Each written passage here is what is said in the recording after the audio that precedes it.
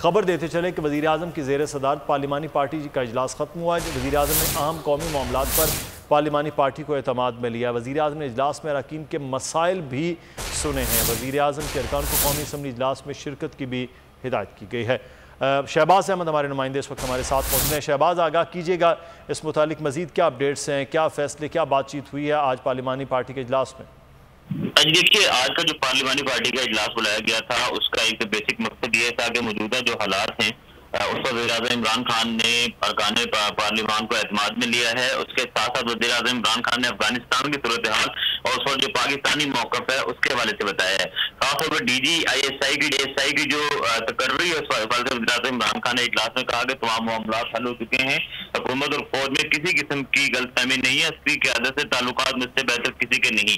साथ साथ वज़ीर-ए-आज़म ने ये भी कहा कि DGI की तैनाती पर तकलीफ है और वज़ीर-ए-आज़म इमरान खान ने मुल्क की जो सियासी सूरत हाल है उस पर भी बातचीत की और वज़ीर-ए-आज़म ने ये भी कहा कि तैनाती पर होने वाली क्यास आराइयां दुरुस्त नहीं है, जल्द मामला सेटल हो जाएगा।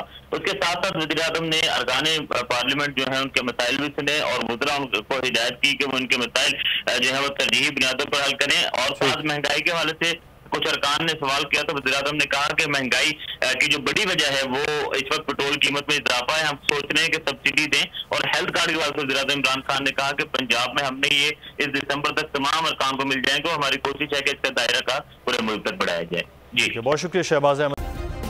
सब्सक्राइब करें और बेल दबाएं ताकि कोई खबर रह न जाए।